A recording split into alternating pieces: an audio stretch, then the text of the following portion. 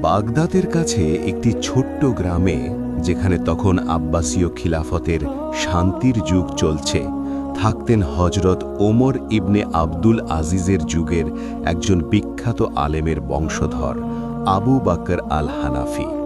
তিনি ছিলেন একজন ধনী ব্যবসায়ী, কিন্তু তার চেয়েও বেশি পরিচিত ছিলেন তার তাকওয়া ও দানশীলতার জন্য। তার স্ত্রী ছিলেন খাদিজা বিনতে জাফর, একজন নারী যার নাম শুনলেই মানুষ বলতো এমন মা যেন রাসূল সাল্লাল্লাহু আলাইহি ওয়াসাল্লামের যুগের খাদিজা রাদিয়াল্লাহু আনহার মতো। খাদিজা ছিলেন অত্যন্ত ধার্মিক। তিনি প্রতিদিন কুরআন তেলাওয়াত করতেন, রাতে তাহাজ্জুদ পড়তেন এবং গ্রামের মেয়েদের কুরআন শেখাতেন। কিন্তু তাদের কোনো সন্তান হয়নি অনেক বছর। আবু বকর প্রায়ই বলতেন, আল্লাহ যা দেন তাই ভালো। কিন্তু খাদিজা রাতে দোয়া করতেন, ইয়া রব, আমাকে একটি মেয়ে দাও যে আমার জন্য জান্নাতের চাবি হবে, যে আমার পায়ের নিচে জান্নাত রাখবে এবং আমি তার পায়ের নিচে জান্নাত পাব। একদিন রমজানের শেষ দশকে তারা একটি সুস্থ মেয়ের জন্ম দিলেন। নাম রাখা হলো ফাতিমা। রাসূল সাল্লাল্লাহু আলাইহি ওয়াসাল্লামের কন্যা ফাতিমা জাহরা রাদিয়াল্লাহু আনহার নামানুসারে। ফাতিমা জন্মের পর থেকেই খাদিজা তাকে কোলে নিয়ে কুরআন শোনাতেন। তিনি বলতেন, বেটি, তোমার জন্ম আমার জন্য আল্লাহর রহমত। রাসূল সাল্লাল্লাহু আলাইহি ওয়াসাল্লাম বলেছেন, জান্নাত তার পায়ের নিচে, অর্থাৎ মায়ের সেবা করে সন্তান জান্নাত পায়। আর মেয়ে যদি সৎ হয় তাহলে বাবা মায়ের জন্য জান্নাতের দরজা খোলে। ফাতিমা বড় হতে লাগল। সে ছোটবেলা থেকেই মায়ের সাথে নামাজ পড়ত, মায়ের হাত ধরে বাজারে যেত দরিদ্রদের খাবার দিতে। খাদিজা তাকে শেখাতেন, বেটি, মেয়েরা যদি ধৈর্যশীল হয়, লজ্জাশীল হয়, তাহলে তারা সমাজের আলো হয়। রাসূল সাল্লাল্লাহু আলাইহি ওয়াসাল্লাম বলেছেন, যে ৩ কন্যাকে লালন পালন করে তাদের জন্য জান্নাত ওয়াজিব হয়ে যায়। একবার গ্রামে দুর্ভিক্ষ হল। আবু বকর তার সমস্ত সম্পদ দান করে দিলেন। খাদিজা বললেন, আমাদের ঘরে যা আছে তাই দিয়ে চলবে। ফাতিমা, তুমি আমার সাথে রুটি বানাও, গরিবদের দাও। ফাতিমা মাত্র ৮ বছর বয়সে মায়ের সাথে রাত জেগে রুটি বানাতো, সকালে গরিবদের দরজায় দিয়ে আসত। খাদিজা বলতেন, এই কাজ তোমার জন্য জান্নাতের পথ, আর আমার জন্যেও, কারণ তুমি আমার মেয়ে।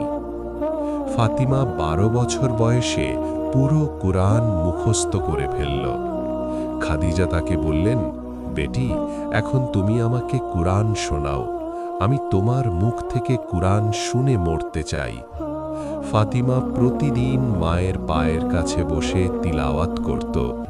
খাদিজা চোখ বন্ধ করে শুনতেন আর দোয়া করতেন, ইয়া রব, আমার মাকে সুস্থ করো। যদি না হয় তাহলে আমাকে তার সেবা করার তৌফিক দাও, যেন জান্নাত পাই। কিন্তু আল্লাহর পরীক্ষা এলো। খাদিজা অসুস্থ হয়ে পড়লেন। দীর্ঘদিন ধরে জ্বর, দুর্বলতা। ফাতিমা রাত দিন মায়ের সেবা করত, পানি খাওয়াত, ওষুধ দিত, কুরআন পড়ত। আবু বকর বলতেন, খাদিজা, তুমি আমাদের জান্নাত। খাদিজা হাসতেন, না, ফাতিমা আমার জান্নাতের চাবি। খাদিজার অসুস্থতা বাড়তে লাগল। চিকিৎসকরা বললেন, এখন আল্লাহর উপর ভরসা। ফাতিমা মায়ের পাশে বসে কাঁদত, কিন্তু মাকে দেখাতো না। সে রাতে তাহাজ্জুদ পড়ে দোয়া করত, ইয়া রব, আমার মাকে সুস্থ করো। যদি না হয় তাহলে আমাকে তার সেবা করার তৌফিক দাও, যেন জান্নাত পাই। এক রাতে খাদিজা ফাতিমাকে ডেকে বললেন, বেটি, আমি জানি আমার সময় শেষ। রাসূল সাল্লাল্লাহু আলাইহি ওয়াসাল্লাম বলেছেন, জান্নাত মায়ের পায়ের নিচে। তুমি আমার পায়ের নিচে জান্নাত রেখেছ, এখন তোমার বাবার খেয়াল রেখো। আর যদি বিয়ে হয় তাহলে স্বামীর সাথে দিনের ওপর থেকো। মনে রেখো, মেয়েরা যদি সৎ হয় তাহলে তারা বাবা মায়ের জন্য জান্নাতের দরজা খোলে। ফাতিমা কাঁদতে কাঁদতে বলল, আম্মু, আমি তোমাকে ছাড়া থাকবো কি করে? খাদিজা বললেন, আল্লাহ তো আছেন, তুমি আমার জন্য দোয়া করো আর আমি তোমার জন্য দোয়া করব জান্নাতে। পরের দিন সকালে খাদিজা ইন্তেকাল করলেন। গোটা গ্রাম কাঁদল। ফাতিমা মায়ের কবরে বসে কুরআন পড়ত। আবু বকর বলতেন, ফাতিমা, তোমার মা জান্নাতে গেছেন, তুমি তার সেবা করে জান্নাত পাবে। ফাতিমা এখন 15 বছরের। সে গ্রামের মেয়েদের মাদ্রাসায় শিক্ষকতা শুরু করল। প্রতিদিন সকালে মায়ের কবর জিয়ারত করত, দোয়া করত, ইয়া আল্লাহ, আম্মুকে জান্নাত দাও, আমাকে তার মতো বানাও। কয়েক বছর পর আবু বকর অসুস্থ হলেন। ফাতিমা বাবার সেবা করত। একদিন আবু বকর বললেন, বেটি, তোমার মা বলতেন মেয়ে বাবার জন্য জান্নাতের দরজা, তুমি আমার জন্য সেই দরজা। ফাতিমা বলল, আব্বু, আমি তোমাদের দুজনের জন্য জান্নাত চাই। আবু বকরও ইন্তেকাল করলেন। ফাতিমা এখন একা, কিন্তু সে হতাশ হল না। সে মাদ্রাসা চালাতে লাগল। গ্রামের অনেক এতিম মেয়েকে লালন করল। একজন মেয়ে বলল, আপা, আপনি আমাদের মা। ফাতিমা বলল, না, আমি তোমাদের খাদিমা। মা তো একজনই, আমার আম্মু। একদিন বাগদাদ থেকে একজন বিখ্যাত আলেম এলেন, শেখ আহম্মদ আল মুহাদ্দিস। তিনি ফাতিমার মাদ্রাসা দেখে অবাক হলেন। ফাতিমা তিলাবাত শুনে বললেন, এই মেয়ে তো জান্নাতের চাবি।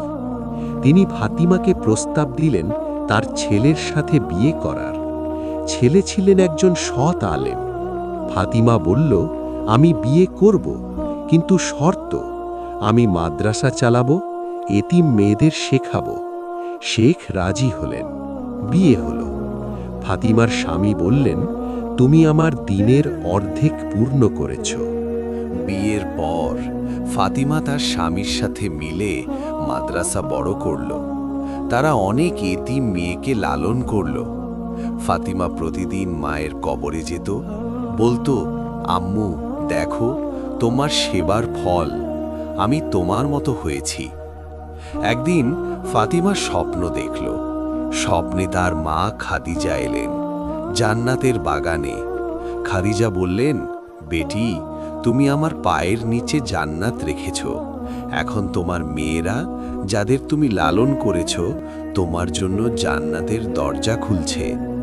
রাসূল সাল্লাল্লাহু আলাইহি ওয়াসাল্লাম বলেছেন, মেয়েরা বাবার জন্য জান্নাতের দরজা, আর তুমি আমার মেয়ে, আমার জন্য জান্নাতের চাবি। ফাতিমা জেগে উঠে কাঁদল। সে তার স্বামীকে বলল, আমি মনে করি জান্নাত মায়ের পায়ের নিচে, কিন্তু মেয়ের ভালোবাসা ও সেবা মায়ের জন্য জান্নাতের চাবি। বছরগুলো কেটে গেল। ফাতিমা বুড়ো হলো। তার মাদ্রাসায় শত শত মেয়ে লেখাপড়া শিখল, আলিমা হলো। তারা ফাতিমাকে মা বলে ডাকত।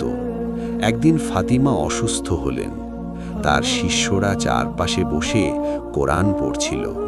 ফাতিমা বললেন, বেটিরা, মনে রেখো, মায়ের সেবা জান্নাতের পথ, আর মেয়েরা যদি সৎ, ধার্মিক হয়, তাহলে তারা বাবা মায়ের জন্য জান্নাতের দরজা খোলে। শেষ নিঃশ্বাসে ফাতিমা বললেন, আল্লাহুম্মা ইন্নী আউযু বিকা মিন আযাবিল কবর, আর আম্মু, আমি আসছি। ফাতিমা ইন্তেকাল করলেন। তার জানাজায় হাজারো মানুষ। তার কবরের পাশে তার মা বাবার কবর। লোকেরা বলতো, এই পরিবারে জান্নাতের চাবি ছিল। গল্পের শিক্ষা, মা মেয়ের সম্পর্ক ইসলামে অত্যন্ত পবিত্র। মায়ের সেবা জান্নাতের পথ। মেয়েরা যদি সৎ, ধার্মিক হয়, তাহলে তারা বাবা মায়ের জন্য জান্নাতের দরজা খোলে। ধৈর্য, সেবা, ইলম অর্জন, এগুলো জান্নাতের চাবি। রসূল সাল্লাল্লাহু আলাইহি ওয়াসাল্লামের হাদিস, জান্নাত তার পায়ের নিচে। মায়ের মর্যাদা অপরিসীম। এই গল্প পড়ে যদি তোমার মায়ের কথা মনে পড়ে, তাহলে এখনই তার পায়ে হাত বুলিয়ে দোয়া করো। জান্নাত অপেক্ষা করছে।